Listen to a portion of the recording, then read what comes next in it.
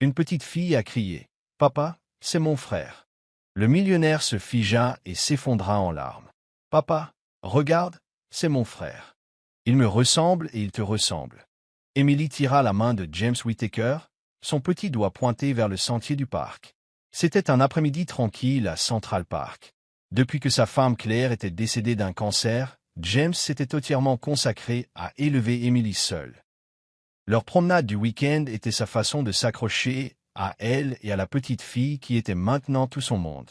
James s'arrêta net, surpris par ses paroles. « Qu'est-ce que tu viens de dire ?» demanda-t-il en plissant les yeux vers elle. Elle se tourna pour lui faire face, sa robe rose virevoltant avec le mouvement, les joues rouges d'excitation. Emily insista. « Ce garçon, là-bas, assis près de la fontaine, c'est mon frère. » James se tourna pour regarder. Un petit garçon, pas plus de 5 ans, était assis recroquevillé sur le bord du banc en béton, une boîte en carton cabossée serrée contre sa poitrine. Ses vêtements étaient déchirés et sales, et ses chaussures tenaient à peine. Mais ce qui stupéfia James, ce n'était pas l'apparence du garçon. C'étaient ses yeux, d'un bleu vif et perçant, exactement de la même teinte que ceux d'Emily. « Emily, ne dis pas des choses comme ça, » dit James, essayant de garder sa voix calme. « Tu n'as pas de frère, tu n'as que moi. »« Non, papa, je le sais, » insista-t-elle, les yeux grands et sérieux. « C'est mon frère, je le sens. » James fronça les sourcils. Ce n'était pas une simple fantaisie enfantine. Les yeux du garçon, il ne pouvait ignorer la ressemblance, la forme de son nez, la courbe de sa joue. Il y avait quelque chose de terriblement familier. Son cœur commença à battre la chamade. Le garçon le regardait maintenant, silencieux, prudent, mais son regard ne vacillait pas. James s'approcha lentement de lui, Emily toujours agrippée à sa main. Il s'accroupit devant l'enfant. « Salut, toi, » dit-il doucement. « Comment t'appelles-tu » Le garçon serra plus fort la boîte, ne disant rien. James essaya de nouveau. « Je m'appelle James, voici ma fille Emily. Nous nous promenions simplement dans le parc. » Le garçon regarda Emily, puis de nouveau James. Sa voix était à peine un murmure. « Noah. »« Noah » répéta James. « C'est un joli nom. Où est ta maman, Noah ?» Il hésita, puis murmura. « À la maison, elle est malade. » La poitrina de James s'acérera. Il demanda prudemment. « Habites-tu loin d'ici » Noah baissa les yeux. « Nous vivons dans l'appartement du sous-sol, sur la 43e rue. Maman ne me laisse pas aller loin, mais aujourd'hui elle dormait trop longtemps et il n'y avait pas de nourriture. Je suis sorti. »« As-tu un papa » demanda James, bien que sa voix faiblit à mi-phrase. Noah secoua la tête. « Maman a dit qu'il est parti avant ma naissance. » James se sentit prise de vertige. Il essaya de chasser cette pensée, mais quelque chose dans les traits du garçon la rendait impossible à ignorer. Son esprit remonta le temps. 6 ans plus tôt, une femme avait travaillé brièvement dans son entreprise. Une femme gentille et timide nommée Mary Carter, cheveux blonds, yeux bleus. Elle avait été licenciée dans des circonstances compliquées, une confusion avec des dossiers comptables qui avaient dégénéré. Elle n'avait jamais contesté la décision, elle avait simplement disparu. Se pourrait-il que... James fouilla dans le petit sac à dos qu'il portait en bandoulière. Emily avait insisté pour apporter des collations. Il sortit un sandwich emballé et le tendit à Noah. « Tiens, » dit-il doucement, « tu dois avoir faim. » Noah le regarda, hésita, puis le prit avec précaution. « I'll marmana. Merci. » James regarda le garçon manger, lentement et tranquillement, comme s'il avait peur que quelqu'un le lui prenne. Il y avait quelque chose de déchirant dans la façon dont il était assis, comme s'il était habitué à se rendre invisible. À côté de lui, Emily s'assit en tailleur sur l'herbe et sourit. « Salut, Noah, » dit-elle vivement. « J'aime tes yeux. Ils sont comme les miens. » Noah la regarda en clignant des yeux. Un léger sourire se dessina sur ses lèvres. Le cœur de James lui fit mal. Il se leva et recula, essayant de respirer. Il jeta un coup d'œil à Emily, puis à Noah, puis de nouveau. Les mêmes yeux, la même forme de visage. La ressemblance était indéniable. Il attrapa son téléphone et composa le numéro de son assistante. « Monica, » dit-il, la voix tendue. « J'ai besoin que tu trouves tout ce que tu peux sur une ancienne employée, Mary Carter.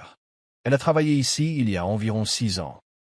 Commence par les dossiers des RH, tout ce que tu peux trouver. » Monica ne posa pas de questions. « Oui, monsieur Whittaker, je m'en occupe. » James raccrocha et baissa les yeux sur les deux enfants.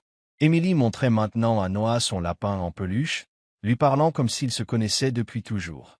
Il s'agenouilla de nouveau. « Noah, dit-il doucement, que dirais-tu de venir avec nous un petit moment, juste pour prendre un bon repas et s'assurer que tu vas bien? Ensuite, je te ramènerai à ta mère. » Noah le fixa un long moment. Puis il hocha la tête, serrant le sandwich et sa boîte contre sa poitrine. James se leva, soulevant Emily dans ses bras et posant une main douce sur l'épaule de Noah. Il ne savait pas ce qu'il trouverait ni quelle vérité était enfouie dans le passé, mais quelque chose lui disait que sa vie venait de changer pour toujours. Et tout a commencé avec une petite fille en robe rose pointant du doigt à travers le parc et prononçant des mots qu'il n'oublierait jamais. « Papa, c'est mon frère. » La porte de l'ascenseur s'ouvrit pour révéler le pantouse de James au dernier étage d'une tour de verre surplombant Central Park. Noah hésita sur le seuil, serrant sa boîte en carton en lambeaux comme si c'était la seule chose qui le retenait au sol. « Entre, mon grand, » dit James doucement. « Tu es en sécurité ici. » Emily s'élança, ses boucles rebondissant alors qu'elle courait dans le large couloir, criant « Viens, Noah, tu dois voir ma chambre. Elle est rose et a des étoiles au plafond. » Noah entra lentement, les yeux écarquillés en balayant les sols polis, les immenses fenêtres, le lustre étincelant. C'était un monde bien éloigné des trottoirs fissurés et des toits qui fuient de son propre quartier. Il suivit Emily dans le couloir, serrant toujours la boîte contre sa poitrine. James les regarda disparaître dans la chambre d'Emily, puis se dirigea vers son bureau à domicile.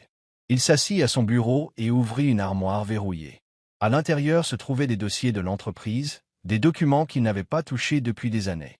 Il sortit les anciens dossiers des employés et commença à les feuilleter, page après page, jusqu'à ce qu'il trouve son nom, Mary Carter. I'll fix le dossier. La photo, agrafée dans le coin, montrait une jeune femme aux cheveux dorés et au sourire chaleureux. Elle avait été réceptionniste pendant moins d'1 an. Il y avait eu un malentendu au sujet d'un rapport de client, qui avait conduit à une dispute entre elle et un jeune manager. James se souvint vaguement de ce jour. Il avait été fatigué, dépassé et prompt à prendre parti. Il avait signé la lettre de licenciement sans poser de questions. Il ne l'avait plus jamais revue. Mais il y avait eu un email. Oui, en avait-il eu plus d'un? Des messages auxquels il n'avait jamais répondu, marqués comme « à suivre », puis enterrés sous des contrats et des ordres du jour de réunion du conseil. Elle avait essayé de le joindre, et maintenant les pièces du puzzle se mettaient en place. Mary Carter avait quitté l'entreprise, enceinte, seule. Il trouva une adresse récente liée à son nom grâce à l'ancien formulaire de contact d'urgence de l'entreprise. C'était à Brooklyn, un appartement dans un immeuble délabré connu pour ses loyers bon marché et son mauvais entretien. James chercha l'adresse en ligne et trouva des images de murs fissurés et de portes taguées de graffiti. Une boule se forma dans son estomac. Noah avait dit la vérité. Sa mère était malade, et elle l'avait élevé dans la pauvreté pendant que James construisait des gratte-ciel et assistait à des galas. James se pencha en arrière dans son fauteuil, se frottant le visage des deux mains. La culpabilité le rongeait. Il ne l'avait pas seulement oublié. Il l'avait renvoyée, l'avait jetée quand elle avait le plus besoin de lui. Et maintenant, il y avait un enfant. Son enfant, il ne pouvait pas en être sûr. Mais dans son cœur, il le savait déjà. Cette nuit-là, pendant qu'Emily et Noah jouaient avec des blocs de construction sur le tapis du salon, James passa un coup de fil. Il contacta une organisation caritative discrète qui fournissait de l'aide aux familles en difficulté, sans révéler les donateurs. Il leur donna l'adresse de Marie. « Je veux qu'une commande complète de produits d'épicerie soit envoyée, » dit-il. « Incluez des fruits, des légumes, de la viande et des médicaments, des vitamines, des produits de nettoyage. Pas de marque, pas de notes. Livrez-le simplement discrètement. »« Compris » répondit le représentant. « Ce sera là d'ici demain matin. » Il termina l'appel et retourna dans le salon. Emily avait drapé une couverture sur 2 chaises, créant un fort de fortune. Elle rampa à l'intérieur et tira Noah avec elle en riant. « C'est le château, et tu es le prince, » déclara-t-elle. Noah sourit. Petit, hésitant, mais réel. James sentit une boule dans sa gorge. La façon dont le garçon répondait à la gentillesse. La façon dont il regardait Emily comme si elle était le soleil. La façon dont ses épaules se détendaient légèrement quand personne ne haussait la voix. Il avait déjà vu tout ça. En lui-même, chez les gens qui avaient grandi trop vite. James se tenait au bord de la Seine, observant en silence. Il devait faire plus qu'envoyer des provisions. Il devait affronter Marie, lui demander la vérité, lui dire qu'il était désolé, et être prêt à toute réponse qu'elle lui donnerait. Le lendemain matin, James s'habilla tranquillement pendant qu'Emily et Noah dormaient encore. Quand ils se réveillèrent, il leur donna le petit déjeuner. Des crêpes, des fraises fraîches, du jus d'orange. Il dit à Emily qu'il partait pour une petite aventure. Noah avait l'air nerveux. « Allons-nous loin ?»« Pas trop loin, » dit James. « Juste quelque part d'important. » Il prépara un petit sac pour le garçon, y compris des vêtements propres et un nouveau jouet qu'Emily avait insisté pour lui donner. Alors qu'il montait dans la voiture, le chauffeur de James le regarda dans le rétroviseur, sentant la tension. « Où allons-nous, monsieur Whittaker ?» demanda-t-il. James hésita juste une seconde. « Brooklyn, » dit-il finalement. « Je vous donnerai l'adresse en chemin. » Il s'adossa, regardant par la fenêtre le paysage urbain changé. La richesse s'estompant en briques usées et en clôtures rouillées. Son cœur battait la chamade à l'approche de l'adresse. Aujourd'hui, il affronterait le passé. Aujourd'hui, il découvrirait si le garçon à côté de lui était vraiment son fils. Et s'il l'était, James jura silencieusement qu'il ne le laisserait plus jamais partir. La voiture avançait lentement dans une rue étroite bordée de bâtiments couverts de graffitis et d'escaliers de secours rouillés. James était assis en silence, regardant le paysage passer des tours de verre élégantes aux briques qui s'effritent et aux trottoirs usés. Il avait déjà traversé des quartiers comme celui-ci, mais aujourd'hui, cela semblait personnel. Quand ils arrivèrent, il sortit avec Noah à ses côtés. Le garçon serrait son petit sac, les yeux balayant la peinture écaillée et les couloirs sombres. James prit une profonde inspiration et frappa à la porte verte délavée de l'appartement 4B. Des pas s'approchèrent. La porte grinça en s'ouvrant. Mary. Ses yeux s'écarquillèrent d'incrédulité.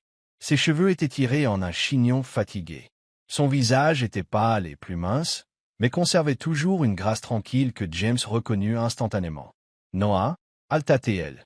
Le garçon se précipita dans ses bras. Mais, Marie le serra fort, puis leva les yeux. Sa voix devint glaciale. James, qu'est-ce que tu fais ici?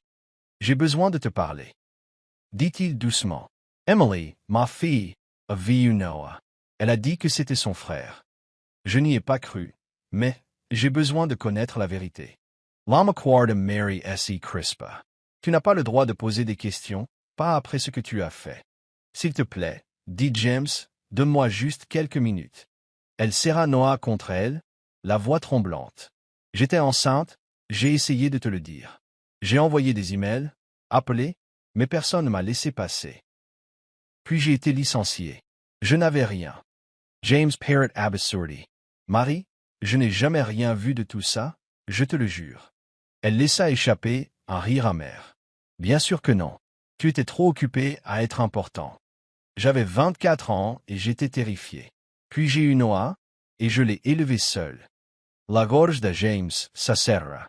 Je suis désolé, j'aurais dû demander, te chercher. Marie secoua la tête. Tu n'as pas le droit de te pointer maintenant et de jouer les sauveurs.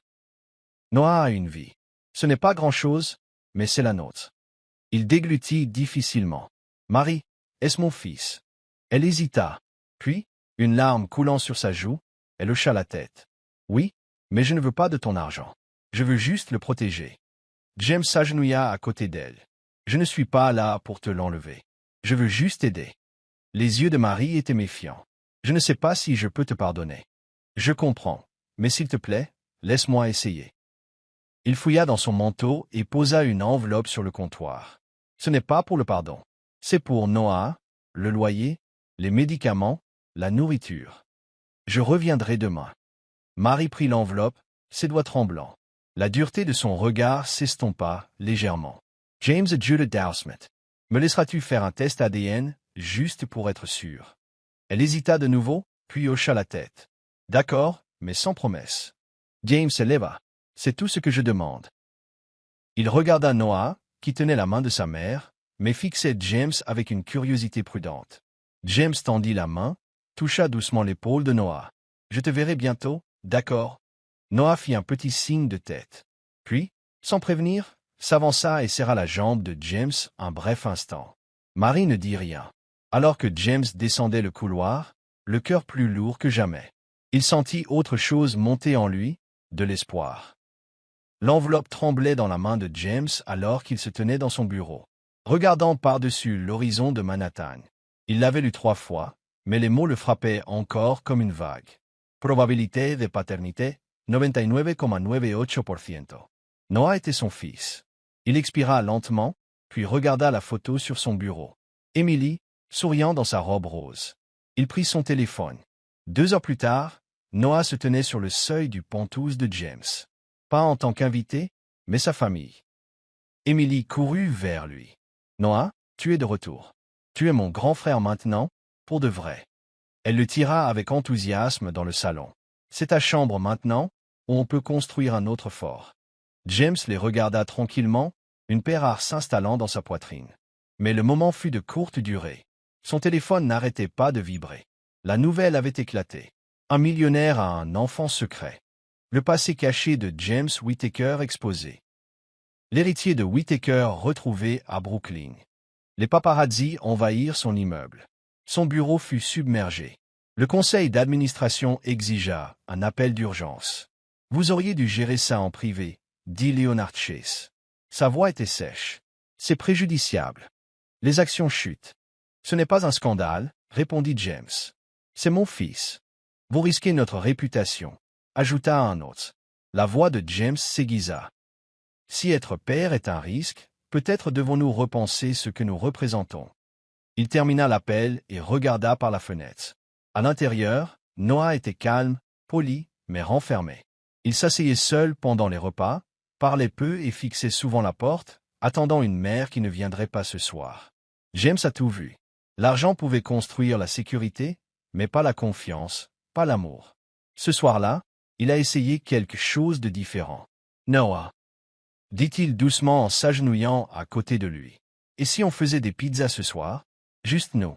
Moi, toi et Emily. » Noah cligna des yeux. « L'affaire. » James hocha la tête. « À partir de 0. » Emily applaudit. « Je veux encore des fleurs de pepperoni. » Ils ont étalé la pâte, fait un gâchis avec la farine et décoré des pizzas avec plein de sourires.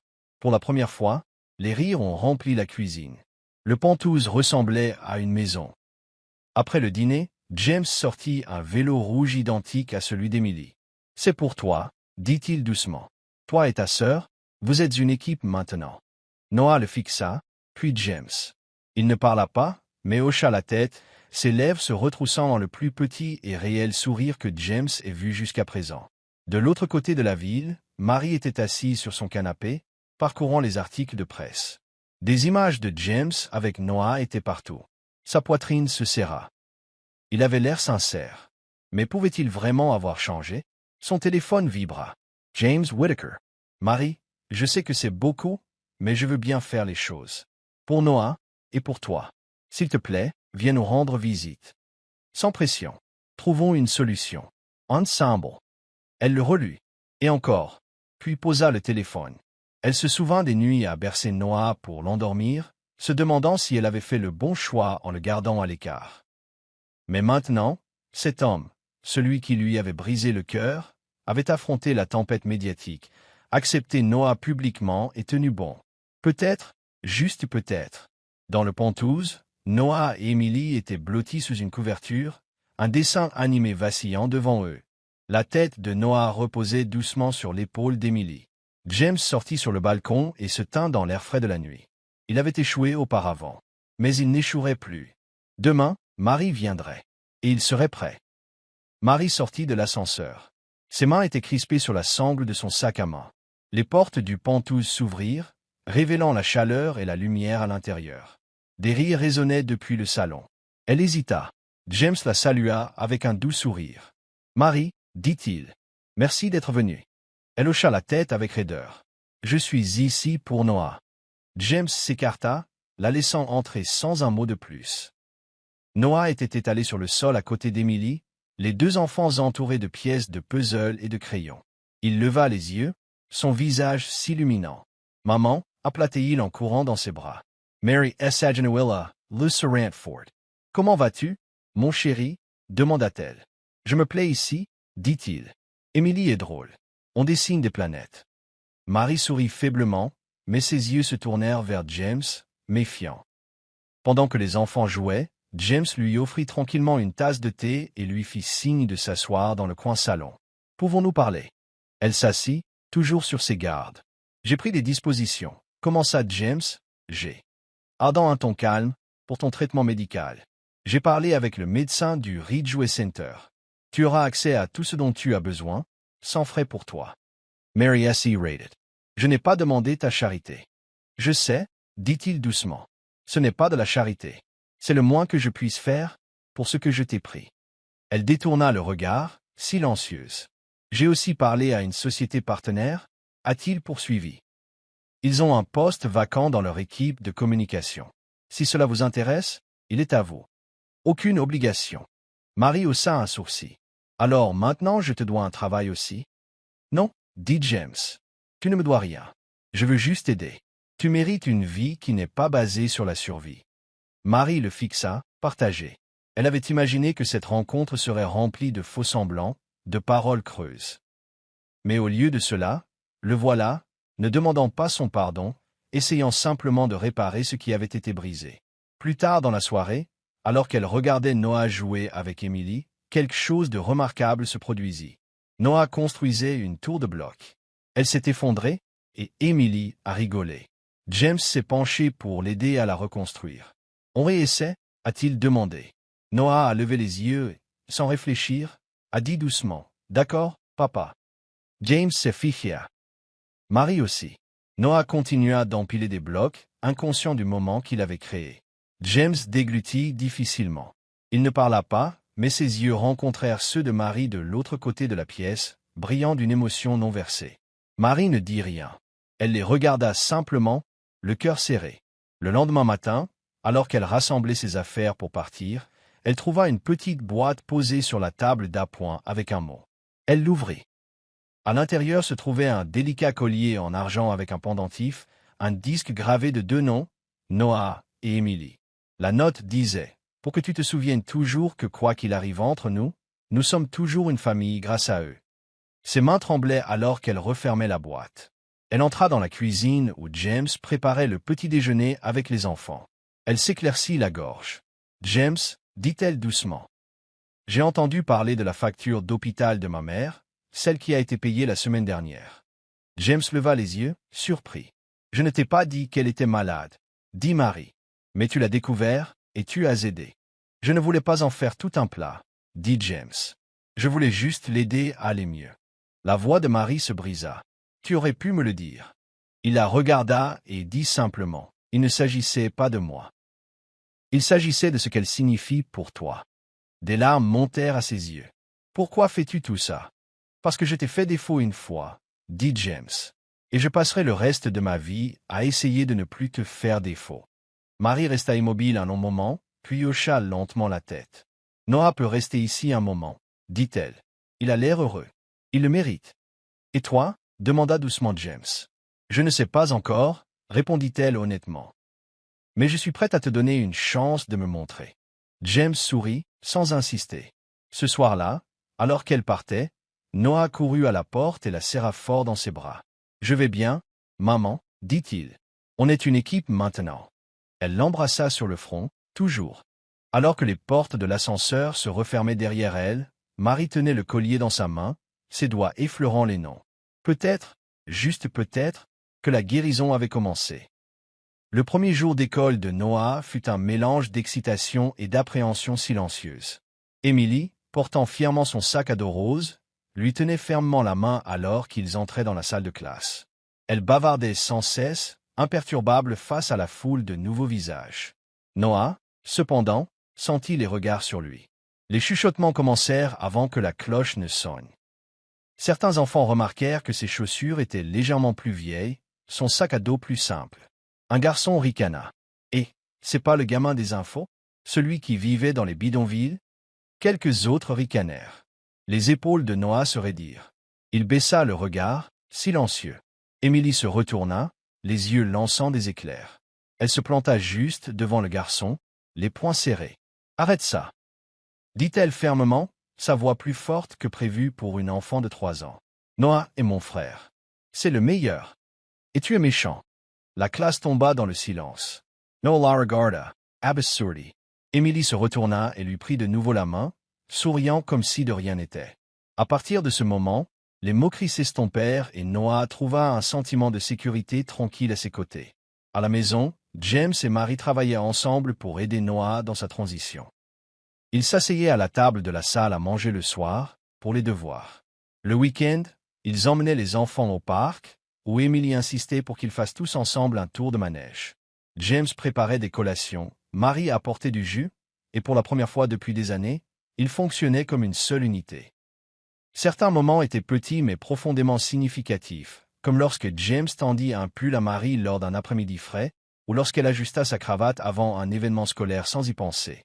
Le rythme de la coparentalité apporta une familiarité, et la familiarité se réchauffa lentement en quelque chose de plus doux. Puis vint la soirée parents-professeurs. La salle de classe était décorée de dessins au crayon. Les parents se mêlaient en petits groupes. James se tenait à côté de Marie, tous deux écoutant attentivement l'enseignante de Noah, lorsqu'une femme aux talons hauts et au ton sec s'approcha. « Je suppose que ça doit être étrange pour quelqu'un comme vous d'être ici, » dit la femme en s'adressant à Marie avec un sourire condescendant. « Vous savez, tout le monde ne s'intègre pas dans des écoles comme celle-ci. » Mary Seraidit. James Esavanka. Sa voix était calme mais ferme. « Excusez-moi. » La femme cligna des yeux, clairement surprise. « Je ne voulais pas vous offenser, bien sûr. C'est juste que, eh bien, certaines personnes viennent de milieux très différents. » James posa une main protectrice sur le dos de Marie. « Marie est la mère de mon fils. Elle l'a élevé avec force et amour, dans des conditions impossibles, et je la respecte plus que quiconque dans cette pièce. » La femme hésita, puis se détourna, sans un mot de plus. Marie resta figée un instant, les yeux brillants. « Tu n'étais pas obligé de faire ça, » dit-elle doucement. « Si, je l'étais, » répondit James, « parce que c'est la vérité. » Quelques jours plus tard, James organisa un pique-nique familial à Central Park. Il prépara un panier rempli de sandwichs faits maison, de tranches de pommes et de boîtes de jus. Ils étendirent une couverture sous un grand arbre. Emily et Noah se sont poursuivis à travers l'herbe, tandis que James et Marie riaient depuis la ligne de touche. James a lancé une balle à Noah, qu'il a attrapée avec un sourire triomphant. Emily a applaudi et acclamé, tournant en rond. Marie, assise à proximité, ne put s'empêcher de sourire. Alors que le soleil baissait, Emily revint, les joues rouges. Elle grimpa sur les genoux de Marie, enroula ses petits bras autour d'elle et dit « Ma maman est partie. Mais tu es vraiment gentille. Peux-tu être ma maman aussi ?» Le souffle de Marie se coupa. Elle baissa les yeux sur l'enfant dans ses bras, innocente, chaleureuse et sincère. « Ma maman me manque, » murmura Emily, « mais je t'aime bien. » Des larmes montèrent aux yeux de Marie. Elle serra Emily contre elle, le cœur endolori d'une manière qu'elle n'avait pas prévue. Ce soir-là, alors qu'ils remballaient pour partir, Marie marchait à côté de James, plus silencieuse que d'habitude. Il la regarda. « Ça va ?» Elle hocha lentement la tête. « J'ai réfléchi, » dit-elle, à ce qui est le mieux pour Noah et pour Emily.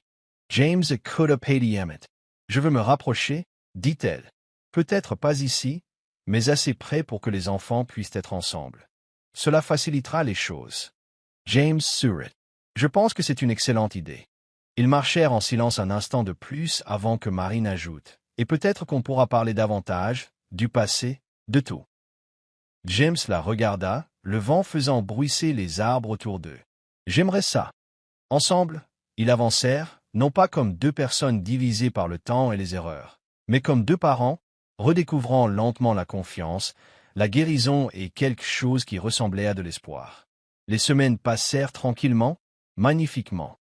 Au rythme des petits déjeuners partagés et des histoires du soir, James et Marie trouvèrent une nouvelle proximité, non pas par devoir, mais par confiance. Ils parlaient honnêtement, riaient davantage et élevaient deux enfants qui, dans leur innocence, réparaient ce qui avait été brisé. Noah et Emily étaient désormais inséparables. Ils s'appelaient frères et sœurs, comme s'ils l'avaient toujours fait. Un après-midi, Marie les trouva penchés sur une immense feuille de papier, pinceau à la main. « Sur quoi travaillez-vous » demanda-t-elle en s'agenouillant à côté d'eux. Emily rayonnait. « Notre photo de famille. » C'est toi et papa, et Noah et moi, et Monsieur Snuggle aussi. Marie sourit, les yeux s'adoucissant devant le chef-d'œuvre coloré et chaotique. Cette nuit-là, James accrocha le tableau dans le couloir. Il a sa place ici, dit-il. Alors que leur lien se renforçait, la prudence persistait. Un soir, James se tourna vers Marie autour d'un café. J'ai réfléchi. Peut-être devrions-nous revivre ensemble, nous tous.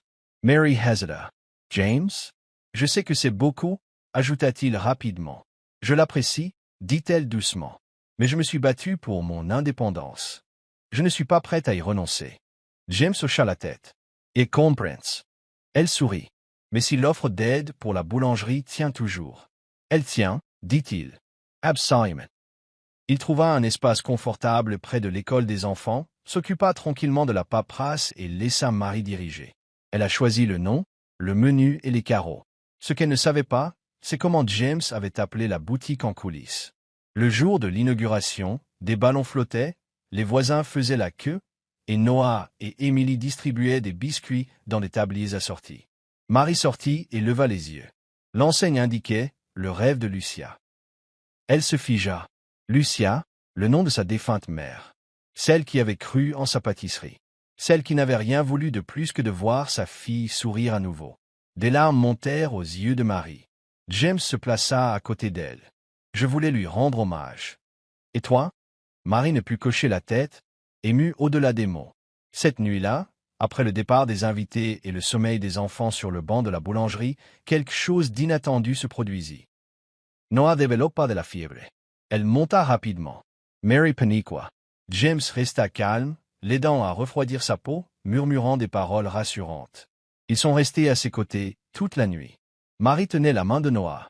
James passa un bras autour d'elle. Ensemble, ils attendirent. Juste avant l'aube, Noah s'agita, ses yeux s'ouvrant en papillotant. « Vous restez tous les deux. »« On est là, mon grand, » dit James. Noah tendit la main, tenant leurs deux mains. « Je veux que vous restiez ensemble. Je veux que nous soyons une famille. » Ils ne parlèrent pas. Ils se regardèrent simplement, quelque chose de silencieux passant entre eux. Plus tard, après que la fièvre soit tombée et que Noah se soit de nouveau endormi, Marie s'appuya contre James. « J'ai eu si peur, murmura-t-elle, de faire à nouveau confiance. Mais je vois maintenant que tu as changé. »« Je le devais, » dit James. « Pour lui, pour toi, pour nous. » Marie ferma les yeux. « Alors peut-être qu'on peut réessayer, lentement. Un jour à la fois, » murmura James en lui prenant la main. Alors que la lumière du matin se répandait sur l'enseigne de la boulangerie, le rêve de Lucia, elle brillait doucement, comme une promesse. À l'intérieur, une famille recommençait, entière, en guérison et enfin en paix.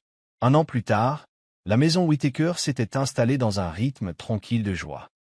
Loin du bruit et de l'éclat de la ville, ils vivaient maintenant dans une maison chaleureuse et ensoleillée, nichée dans la banlieue verdoyante de New York.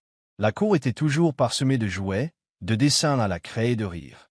Une clôture blanche bordait le jardin où Emily avait planté des tournesols, et Noah gardait une petite parcelle pour les tomates, insistant sur le fait qu'il voulait cultiver de la vraie nourriture comme à la boulangerie.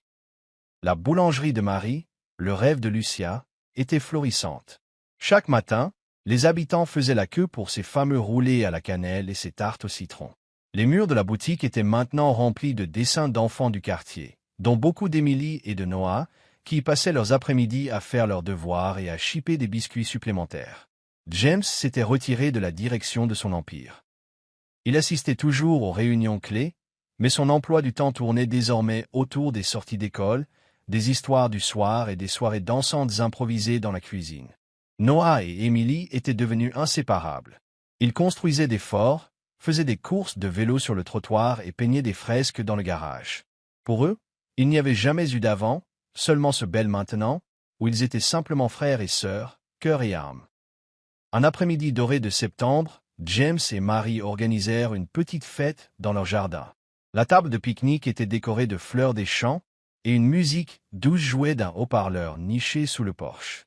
Des amis de la boulangerie, quelques voisins et la famille se sont réunis pour célébrer l'anniversaire du jour où tout a changé, le jour où ils sont tous devenus une seule famille.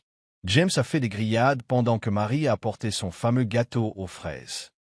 Emily a dansé dans un tutu rose tandis que Noah aidait à mettre la table, arrangeant soigneusement les assiettes. Alors que le soleil déclinait vers l'horizon, James tapa sur son verre. « Merci à tous d'être ici, dit-il. Il y a un an, je n'avais aucune idée que ma vie allait changer pour toujours. Mais c'est arrivé de la meilleure des manières. Et aujourd'hui, je veux célébrer le cœur de notre foyer, notre famille. » Marie sourit à côté de lui, les yeux brillants. Juste à ce moment-là, Noah et Emily accoururent. « Nous avons une surprise, piailla Emily. » Ils tendirent à leurs parents une grande feuille de papier soigneusement pliée. Quand James l'ouvrit, son souffle se coupa dans sa poitrine.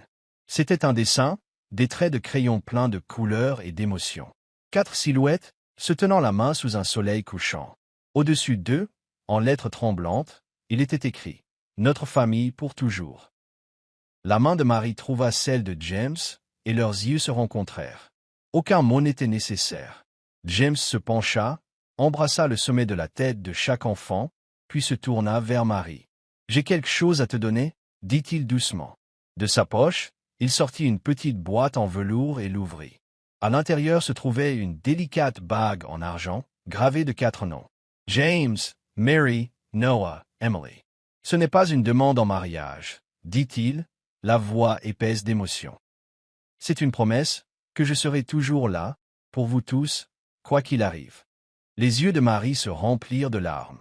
Elle glissa la bague à son doigt, soutenant son regard. « Alors je promets la même chose. » Alors que le crépuscule s'installait sur la cour, la famille s'assit ensemble sur la balançoire du porche. Les enfants se penchèrent contre leurs parents, les yeux lourds de la longue journée. Les rires résonnaient alors que les lucioles clignotaient dans le jardin. James regarda autour de lui, le cœur plein. « Nous nous sommes peut-être perdus une fois, » dit-il, « mais nous ne nous lâcherons plus jamais. » Marie hocha la tête, sa tête reposant contre son épaule. Et ainsi, l'histoire se termina. Pas avec de grands gestes, mais avec quelque chose de bien plus grand. Une famille, entière, pardonnée, indestructible. Sous la lumière déclinante d'un ciel doux, ils se sont simplement tenus l'un à l'autre. Parce que l'amour, le vrai amour, trouve toujours son chemin vers la maison. Merci d'avoir regardé ce voyage profondément émouvant d'amour, de rédemption et de seconde chance. James, Marie, Noah et Emily nous rappellent que peu importe à quel point le passé peut être brisé, le pardon et la compassion peuvent construire un avenir pour lequel il vaut la peine de se battre. Si cette histoire a touché votre cœur, n'oubliez pas d'aimer, de partager et, surtout, de vous abonner à Soul Steering Stories pour d'autres récits inspirés de la vie réelle qui guérissent, inspirent et réchauffent votre âme. Car parfois, les histoires les plus puissantes sont celles qui nous rappellent ce que signifie être une famille. Nous vous retrouverons dans la prochaine histoire. D'ici là, prenez soin de vous et gardez votre cœur ouvert.